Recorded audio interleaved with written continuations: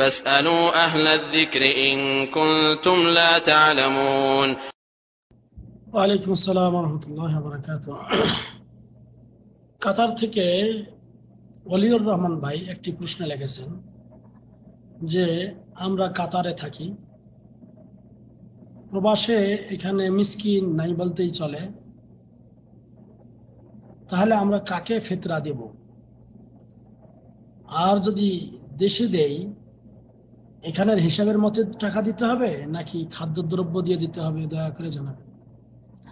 আলহামদুলিল্লাহ ওয়াসসালাতু ওয়াসসালামু আলা রাসূলিল্লাহ। সম্মানিত ওলিউর রহমান ভাই এবং সারা বিশ্বের মুসলমান ভাইদেরকে আমি বলছি যে যাকাতুল ফিতর এক সা পরিমাণ দিতে হয়।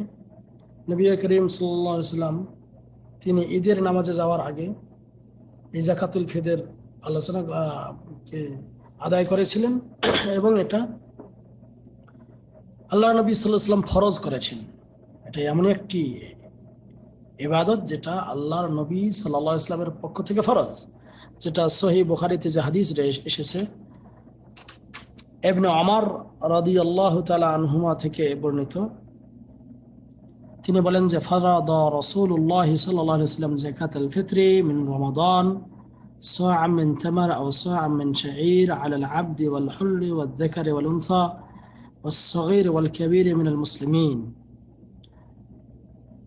আব্দুল্লাহ ইবনে ওমর রাদিয়াল্লাহু তাআলা আনহুমা থেকে বর্ণিত, তিনি বলেন যে রাসূলুল্লাহ সাল্লাল্লাহু আলাইহি ওয়াসাল্লাম যাকাতুল ফিতর তথা ফিতরা প্রদান করা ফরজ করেছেন।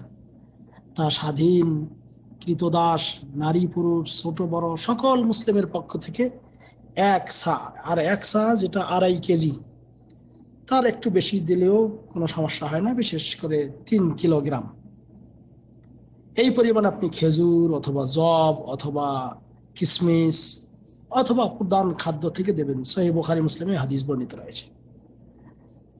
আর এটার মাধ্যমে আপনার পরিচ্ছন্নতা হয়ে থাকে কিসের? রোজার যাবতীয় পাপের, এবং পাশাপাশি এটা মিসকিনদের খাবারের একটা ব্যবস্থা। এখন কথা হলো, যদি কোনো এলাকায়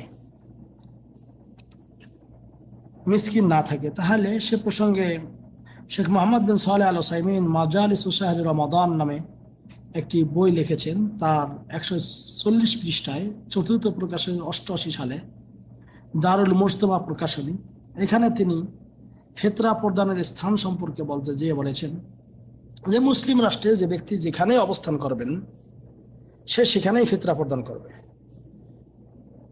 চাই সে একজন মুসলিম ব্যক্তি রাষ্ট্রের যে কোথায় অবস্থান করবে সেখানে আদায় করবে। এখন আপনি যে কাতারে রয়েছেন, কাতারে মুসলিম প্রধান দেশ, সেখানে আপনি আদায় করতে পারবেন। অথবা যদি আপনি কোনো অমুসলিম, যদি অন্য কোনো কোনো মুসলিম যদি কোনো অমুসলিম রাষ্ট্রে বসবাস করে, সেখানেও সে মুসলমানদেরকে দেখে ফিতরা আদায় করবে। এখন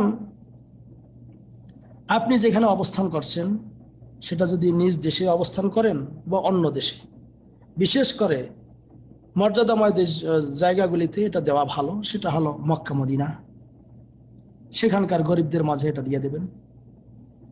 এবং আরেকটি কথা, সেটা হলো যেখানকার দরিদ্রের প্রয়োজনীয়তা যেখানে বেশি, দরিদ্র লোক যেখানে বেশি, সেখানেই ফিতরা দেওয়াটা উত্তম।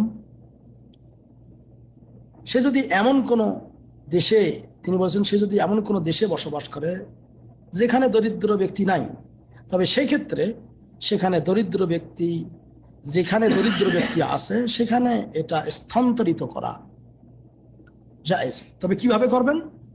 আপনি যেই দেশ থাকেন, যেখানে অভাবী লোক আছে, সেখানে একজন লোককে দায়িত্ব দেবেন যে ভাই, আমাদের পক্ষ থেকে আপনি ফিতরাটা আদায় করে দেন, এই ফিতরা ক্রয় করতে যত টাকা লাগে আমি এইটা দিতেছি। তবে আরেকটি কথা হলো, আপনি যেখানে অবস্থান করছেন সেখানকার অনুযায়ী সেখানে আপনার 3 কিলো চাল কিনতে যা লাগে, এই টাকাটাই আপনি অন্যত্র স্থানান্তরিত করেন, এবং সেখানে যেই লোককে দায়িত্ব দেবেন তারা যেন চাউল ক্রয় করে সম্পূর্ণ টাকা দিয়েই চাউল ক্রয় করে এটা যেন বিতরণ করে দেয়। এটাই হলো উচিত এবং এটাই হলো নিয়ম। দেখবেন প্রবাসী সৌদি আরবে এরকম অনেক লোক আছে যেখানে ফিতরায় এরকম হয় না। তারা কিছু লোক অর্থ সংগ্রহ করে নিজের, যদি বাংলাদেশেও দেয়, অর্থাৎ যেখানে গরিব মানুষ বেশি আছে সেখানে আপনার এটা আদায় করলে আদায় হয়ে যাবে ইনশাআল্লাহ তাআলা।